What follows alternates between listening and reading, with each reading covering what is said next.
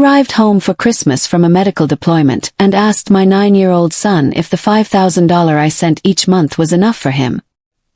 He looked confused and asked, "Mom, what money?" My parents looked terrified, and my sister quickly changed the subject. I didn't scream, but I did this.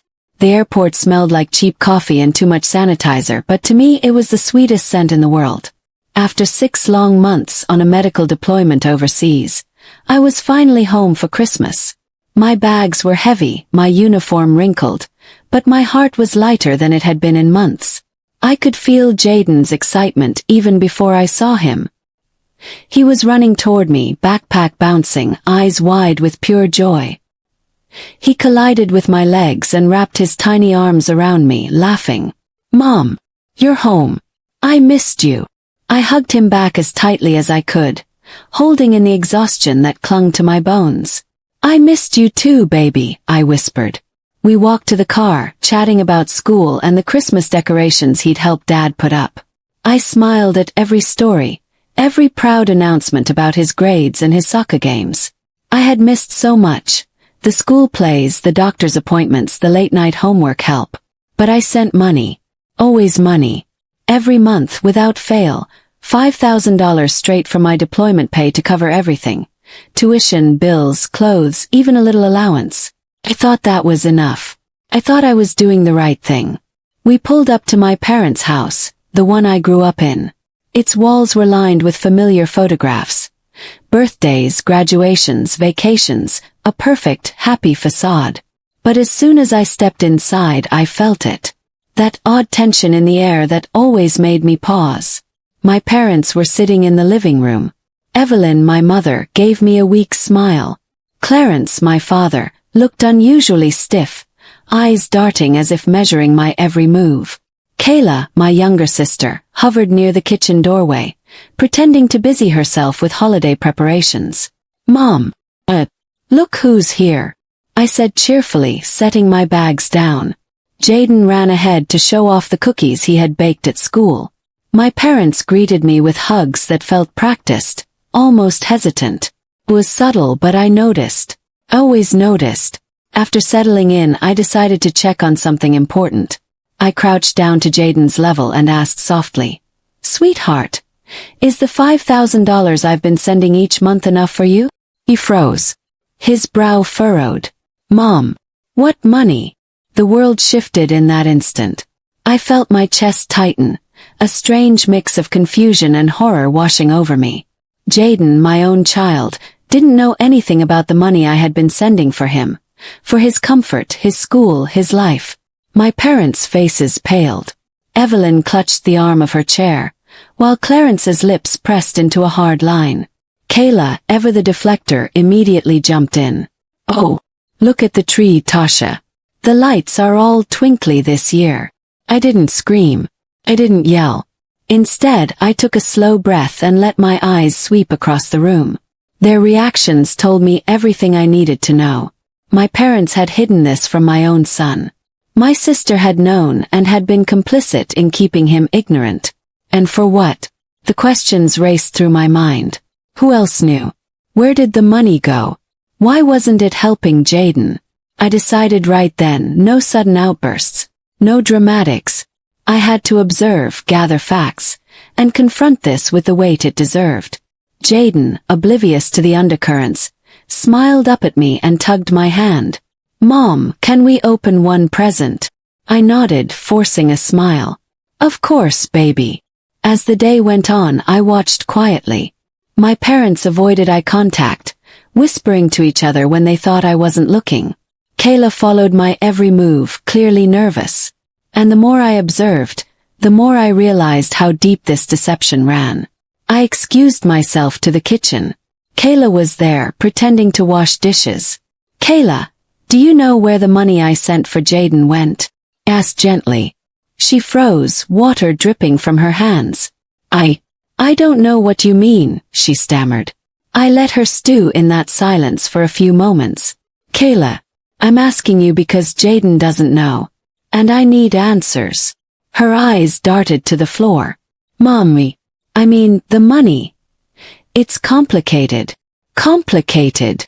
My voice remained calm, but my hands clenched. You've been hiding money from your own nephew. That's what you mean. She bit her lip, silent. I turned and walked into the living room, feeling the weight of my own anger settle into a quiet, deliberate resolve. This wasn't going to be a tantrum. This wasn't going to be yelling. This was going to be calculated. I wasn't going to let anyone gaslight me or twist my love for my family into a weapon. That night I went to my room, sat on the bed and thought. I had given everything I had, time, energy, money, and no one, not even my parents, had told my son about it. They had erased my efforts from his life. I didn't scream. I didn't cry. Not yet. I just made a silent vow. I would confront them. I would find out the truth. And I would make sure Jaden knew exactly what his mother had done for him. It was the first moment in months that I felt truly awake, Devivi. That night I couldn't sleep. My mind kept replaying Jaden's confused expression. Mom. What money? Those words had hit me like a punch to the chest, leaving me breathless and wide awake. I stared at the ceiling, listening to the faint hum of the heater and the distant Christmas music from the street below. I had always thought of myself as a vigilant, responsible mother. Even halfway across the world, I made sure my son had everything he needed. From school tuition to extracurricular fees to little treats that made him feel loved and secure. I trusted my family to honor my intentions, to help nurture Jaden with honesty and integrity. But tonight, all that trust felt shattered. The first person I needed to talk to was Kayla. My younger sister had been in the room during the awkward exchange earlier, and I could tell she knew more than she admitted. I found her sitting on the couch in the living room, scrolling aimlessly on her phone. Kayla, I said quietly, not wanting to alarm Jaden, who had already fallen asleep in the next room. We need to talk. She looked up, startled. Tasha, what do you mean? Don't play dumb. You know exactly what I mean. My son doesn't even know about the money I've been sending. Where did it go? Why wasn't he informed? Her lips pressed into a thin line. She sighed and finally looked me in the eye. I didn't want to upset you, Tasha. Mom and Dad. They thought it was better this way. I blinked. Better this way. You mean keeping my son in the dark while the money I worked for disappears somewhere else? Kayla's hands trembled. It wasn't entirely me. It was Dad. And Mom, they agreed. They didn't tell you because they thought you'd be angry. I felt a cold rage rise from deep within me, but I forced myself to stay calm. Shouting wouldn't get me answers. I needed the truth. Okay. Then tell me everything. Start with the money. Kayla hesitated, then whispered. The money. It went into accounts they control. Bills, investments, things. But not Jaden's needs. They didn't want you to worry about how complicated things were. They thought they were helping. Helping. My hands shook. All those months I'd sacrificed my sleep, my comfort, my emotional well-being, trusting them to make sure my son benefited, and they had diverted it elsewhere. Where is the money? I asked. She glanced at the floor. It's complicated. Some went to investments Dad made. Some went to personal debts. Mom said it was for security. They never meant to keep it from Jaden forever. I laughed bitterly. Never meant to keep it from him. Kayla, do you realize what this means? My son has been living a life thinking I wasn't providing for him while you were sitting on thousands of dollars I earned for him. Tears welled in her eyes. I'm sorry, Tasha. I really am. I shook my head, my chest tightening. Sorry doesn't fix this. Sorry doesn't undo the years I sacrificed for my family. Sorry doesn't give Jaden what he's rightfully mine to provide. The next day, I confronted Mom and Dad. I didn't yell. I didn't scream. I didn't need to. The calm in my voice carried all the weight of my fury. Mom, Dad, I said, standing in the living room with Kayla quietly behind me. I need answers. Jaden doesn't know about the money I sent every month. Where did it go? Evelyn's face paled. Tasha, we thought. Cut her off. You thought what? That keeping my son in the dark was better. that hiding my efforts was justified. Dad's face hardened. Tasha, it's not that simple. We thought we were protecting him. Protecting him. I felt my hands clench into fists. Protecting him from what? Knowing his mother loves him and is working tirelessly for his well-being. Protecting him from the truth. He shifted uncomfortably. We thought it was complicated. We didn't want to confuse him. I laughed, a cold, bitter sound. Confuse him. My son is 9 years old. He's smarter than you give him credit for. And by the way, Kayla knew everything and did nothing to stop it. Kayla's face flushed crimson. I didn't know how to handle it. I was scared. I thought, Tasha, you wouldn't forgive anyone. I took a deep breath. You don't understand. Forgiveness isn't the point. Justice is. My son's life was manipulated for convenience, and I will not stand for it. For the next several hours, I demanded account statements, receipts, anything that would show where the money had gone. It was painful, humiliating, and infuriating. Every time I saw a diverted check or an unexplained transfer, I felt the betrayal more deeply than any insult Caleb could ever have thrown at me in a past story. By the end of the day, I had compiled the evidence. Thousands of dollars I had sent for my son's benefit had been redirected into investments, personal debts, and, most painfully, family luxuries my son would never see. I confronted Dad and Mom again, this time holding the statements in my hand. Explain this, I said, voice calm but deadly. Explain why my son didn't benefit from any of this money I worked my hands raw to earn. Evelyn's eyes filled with tears. Tasha, sorry. I didn't think it would go this far. We just wanted security. Security, echoed. Security for whom? Not Jaden. Not me. Not anyone who mattered. Dad's jaw tightened. You're being dramatic. We didn't mean to hurt you or him. I shook my head. Intentions don't matter. The outcome does. And the outcome is this. My son has been robbed of the life I promised him, while you all enjoyed the comfort of my labor. And for that, there will be consequences. I didn't scream.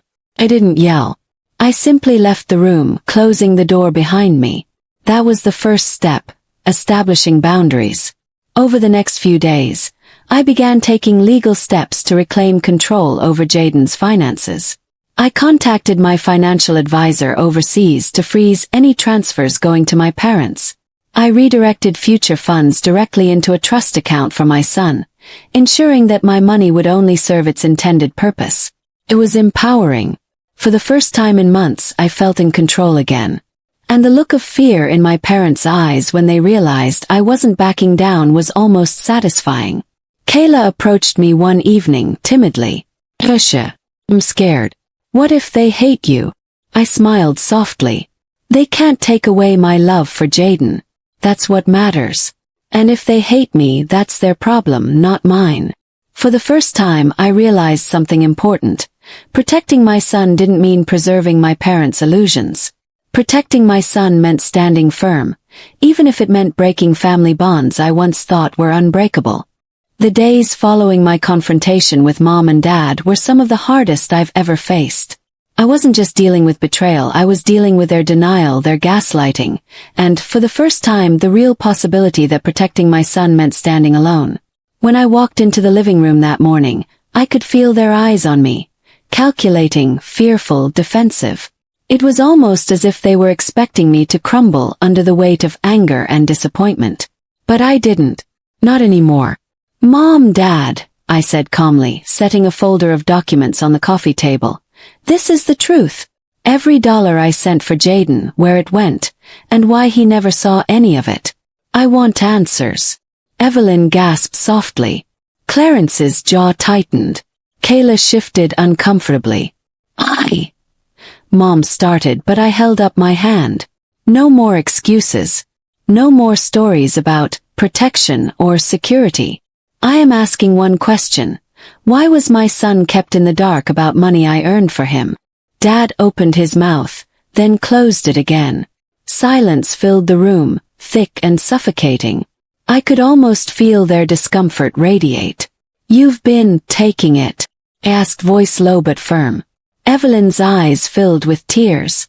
Tasha, we didn't take it for ourselves. We thought it was safer this way.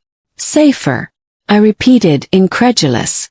Jaden's safety isn't in hiding the truth from him. Safety is making sure he benefits from what I work so hard for. Everything else is just theft. Kayla's shoulders slumped. I didn't stop them. I was scared. I thought I'd get in trouble if I said anything. I stared at her. My little sister, my baby sister, had known and had been complicit, even if out of fear. Fear or not, she still played a part. I took a deep breath. This isn't just about me. This is about Jaden. I am not going to allow him to grow up in a house where the people who are supposed to love him most are robbing him of what's rightfully his. Mom began to cry quietly, voice shaking. Tasha, please, we didn't want to hurt you or him. We thought we were helping. You helped yourselves, I said, my voice cutting through the room like a knife. You've taken money I sent for my son and turned it into your comfort, your investments, your luxuries. And for what? So I'd keep sacrificing for a family that doesn't appreciate it. Dad's face went red with anger, but I didn't flinch. You may have raised me, but I am my own woman. I have a son who deserves honesty and protection. And if that means standing against my own family, then so be it. Kayla whispered. Tasha, what are you going to do? I looked at her, my eyes unwavering. I'm taking control. I'm making sure Jaden gets what I worked for. No more hidden accounts. No more lies. No more silence. Over the next few days, I implemented a series of changes. I called my financial advisor, set up a trust account exclusively for Jaden, and redirected all future funds to that account. I made it clear to my parents that I would no longer send any money through them. Not for bills, not for school, not for anything. When I told Dad, he looked like I had slapped him. You can't just do that. You're cutting us out. I'm cutting you out of my money because you misused it, I said evenly. If you want to rebuild trust, you'll have to earn it, not steal it from my son. Mom began to sob quietly, and Kayla sat silently, shame written across her face. I didn't gloat. I didn't celebrate. I simply held my ground. I had realized that the best way to show my strength wasn't through anger or revenge. It was through control and clarity. Jaden, meanwhile, had no idea how much was at stake. He was just happy to have me home, to have the comfort of his mother nearby again. But I knew that if he ever found out what had been stolen from him, it could break his heart. I decided it was my responsibility to fix things before that happened. One evening, after everyone had gone to bed, I sat with Jaden in the kitchen. Baby, I said softly, do you know your mom has been working really hard for you? He looked up with wide eyes. Of course, Mom. I know you always take care of me. I took his small hand in mine. Well, there were some people who tried to hide the truth from you. But I promise, everything I earn from now on, it's for you. Every single dollar. His face lit up with that pure, innocent joy that only a child can express. Really? All for me? Yes, baby, I whispered. All for you. And no one can take that away. That night, I slept for the first time in months without that gnawing weight in my chest. I had faced my family, uncovered the truth, and begun reclaiming what was rightfully mine and Jaden's. The morning after I finalized Jaden's trust account, the house felt different. Lighter, quieter, and somehow smaller. My parents and Kayla had retreated into a corner of guilt and shame, but I felt no victory in that. I didn't want to punish them. I wanted to protect my son and myself. That was my real triumph. I sat at the kitchen table with Jaden, enjoying the quiet hum of the coffee machine. He was coloring, humming softly, completely oblivious to the financial battle that had just unfolded in his name. Watching him reminded me why I had endured so much overseas, why I had sacrificed every ounce of myself for a secure life for him. Mom, Jaden asked, looking up from his coloring book. Does this mean the money is really mine now? I smiled, a warm, calm smile. Yes, baby. From now on, everything I earn for you goes directly to you. No one can touch it, no one can hide it. Not even your grandparents. His eyes widened. All for me. Yes, baby. All for you, I repeated, holding his small hand in mine. For the first time in months, I felt something I hadn't felt in a long while. Pure relief. A weight I hadn't realized I was carrying had finally lifted. I realized then that true justice isn't about confrontation or punishment. It's about protecting those you love and taking back control of your life. Later that afternoon, I received a text from Dad. It simply read, "Tasha, understand. We were wrong. We'll make things right." I didn't respond immediately. I let the message sit there, knowing that words weren't enough. Real change required action, and I was watching for it. Kayla approached me later that evening. "Tasha, I'm really sorry. I should have said something sooner. I shouldn't have let them do this." He nodded. "I know you're sorry. But sorry doesn't erase what happened. You'll have to earn trust back, Kayla. Just like everyone else." Even with the tension, I felt something shift inside me. I realized I no longer needed validation from anyone in that house. I didn't need approval, excuses, or gratitude. What mattered was Jaden, his future, and the peace I had finally reclaimed. The next few weeks were a whirlwind. I returned to my medical job overseas, but I did so with a newfound sense of purpose. I had boundaries now, clear, unshakable boundaries. I visited Jaden often, and each time, I felt pride not just in the work I did abroad but in the work I had done to protect his life from dishonesty and greed. One evening, I received a surprising email from my financial advisor. "Tasha, your accounts are now fully secured. No one except you can access the funds designated for Jaden. Congratulations. You've taken a huge step in protecting his future." I leaned back in my chair, a smile spreading across my face.